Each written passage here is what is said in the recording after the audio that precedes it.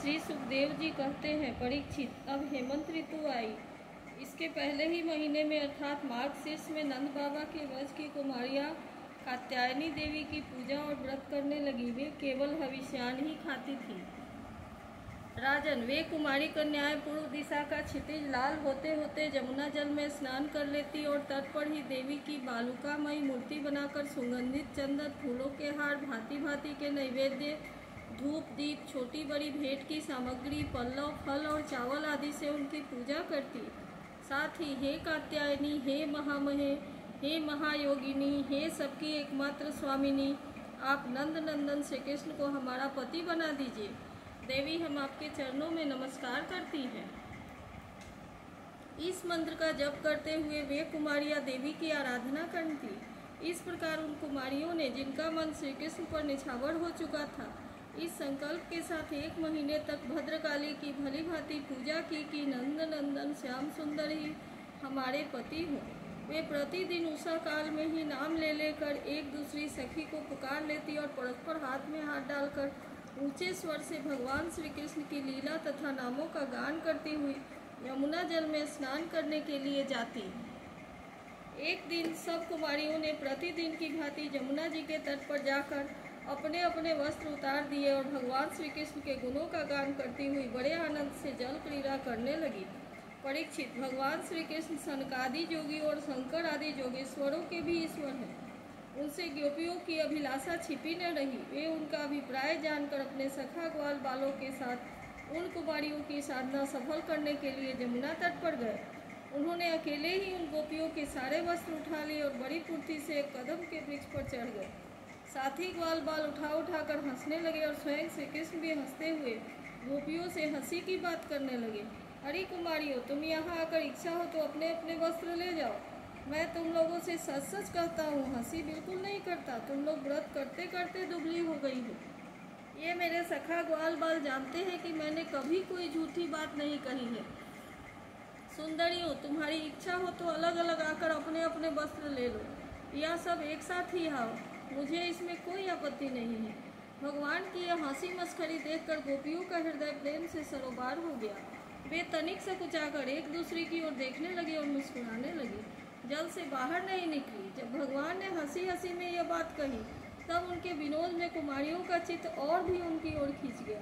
वे ठंडे पानी में कंठ तक डूबी हुई थी और उनका शरीर थरथर काँप रहा था। उन्होंने श्री कृष्ण से कहा, प्यारे श्री कृष्ण, तुम ऐसी अनिति मत करो। हम जानती है कि तुम नंद बाबा के लाले लाल हो, हमारे प्यारे हो। सारे ब्रजवासी तुम्हारी सराहना करते रहते हैं। देखो, हम जाड़े के मारे ठिठुर रहे हैं।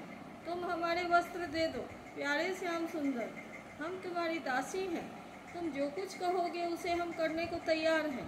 तुम तो धर्म का मर्म भली भांति जानते हो। हमें कष्ट मत दो। हमारे वस्त्र हमें दे दो, नहीं तो हम जाकर नंद बाबा से कह देंगे। भगवान श्री कृष्ण ने कहा, कुमारियों, तुम्हारी मुस्कान पवित्रता और प्रेम से भरी है। देखो, जब तुम अपने को मेरी दासी स्वीकार करती हो तो मेरी आज्ञा का पालन करना चाहती हो तो यहाँ आकर अपने वस्त्र ले लो। परीक्षित, वे कुमारियाँ ठंड से सिसुड़ रही थी, काँप रही थी। भगवान की ऐसी बात सुनकर वे अपने दोनों हाथों से गुप्त अंगों को छिपाकर यमुना जी से बाहर निकली। उस समय ठंड उन्हें बहुत ही सता रही थी। उनके इस शुद्ध भाव से भगवान बहुत ही प्रसन्न हुए। उनको अपने पास आई देखकर उन्होंने गोपियों के वस्त्र अपने कंधे पर रख लिए और बड़ी प्रसन्नता से मुस्कुराते हुए कहा, अरे गोपियों, तुमने जो व्रत किया था उसे अच्छी तरह निभाया है, इसमें संदेह नहीं। परंतु इस अवस्था में वस्त्रहीन होकर तुमने जल में स्नान किया है। इससे तो जल के अधिष्ठात्री देवता वरुण का तथा यमुना जी का अपराध हुआ है। अतः अब इस दोष की शांति के लिए तुम अपने हाथ जोड़कर सिर से लगाओ और उन्हें झुककर प्रणाम करो। तदनंतर अपने अपने वस्त्र ले जाओ। भगवान श्री कृष्ण की बात सुनकर उन ब्रज कुमारियों ने ऐसा ही समझा कि वास्तव में वस्त्रहीन को होकर स्नान करने से हमारे व्रत में त्रुटि आ गई। अतः उसकी निर्विघ्न पूर्ति के लिए उन्होंने समस्त कर्मों के साक्षी श्री कृष्ण को नमस्कार किया, क्योंकि उन्हें नमस्कार करने से ही सारी त्रुटियों और अपराधों का मार्जन हो जाता है। जब यशोदानंदन भगवान श्री कृष्ण ने देखा कि सब की सब कुमारियाँ मेरी आज्ञा के अनुसार प्रणाम कर रही है, तब वे बहुत ही प्रसन्न हुए। उनके हृदय में करुणा उमड़ आई और उन्होंने उनके वस्त्र दे दिए।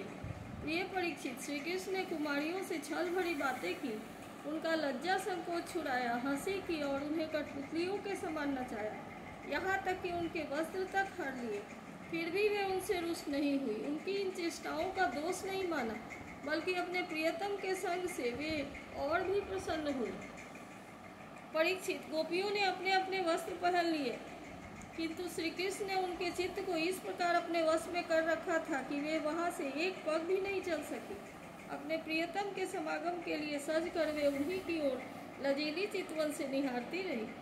भगवान श्री कृष्ण ने देखा कि उन कुमारियों ने उनके चरण कमलों के स्पर्श को कामना से ही व्रत धारण किया है, तो उनके जीवन का यही एकमात्र संकल्प है। तब गोपियों के प्रेम अधीन होकर उथल तक बन जाने वाले भगवान ने उनसे कहा, मेरी परम प्रेयसी कुमारियों, मैं तुम्हारा यह संकल्प जानता है कि तुम पूजा करना चाहती हो। मैं तुम्हारी इस अभिलाषा का अनुमोदन करता हूँ। तुम्हारा यह संकल्प सत्य होगा, तुम मेरी पूजा कर सकोगी।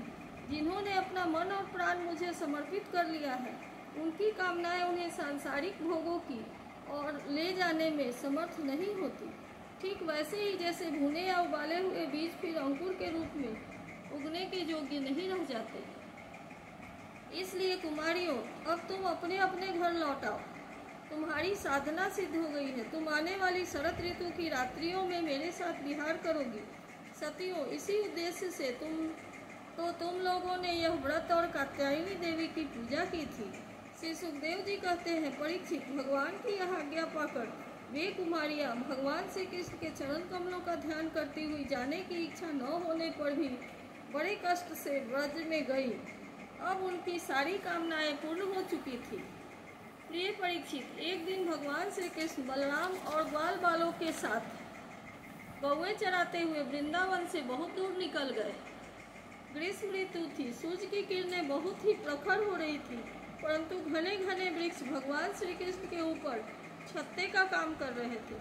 भगवान श्री कृष्ण ने वृक्षों की छाया करते देख स्तोक, कृष्ण, अंशु, सीतामा, सुबल, अर्जुन, विशाल, ऋषभ, तेजस्वी, देवप्रस्थ और वथरूप आदि ग्वाल बालों को संबोधन करके कहा, मेरे प्यारे मित्रों, देखो ये वृक्ष कितने भाग्यवान हैं।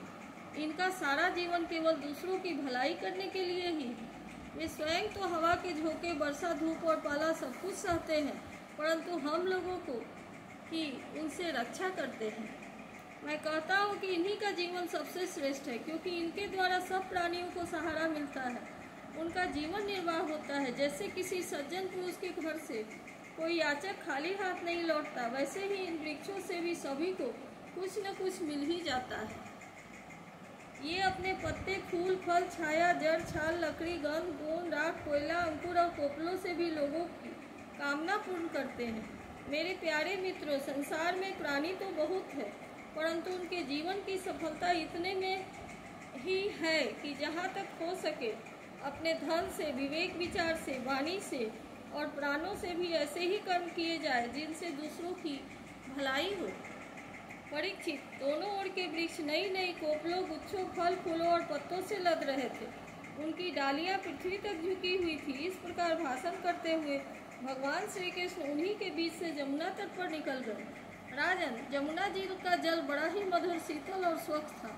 उन लोगों ने पहले गौओं को पिलाया और बाद में स्वयं भी जी भरकर स्वादु जल का पान किया। परीक्षित, जिस समय वे जमुना जी के तट पर हरे भरे उपवन में बड़ी स्वतंत्रता से अपनी गौएं चरा रहे थे, उसी समय कुछ भूखे ग्वालों ने भगवान श्री कृष्ण बलराम जी के पास आकर यह बात कही। इति श्रीमद्भागवते महापुराणे पारमहंस्यां संहितायां दशम स्कंधे पूर्वार्धे गोपी वस्त्रापहारो नाम द्वाविंशोऽध्यायः।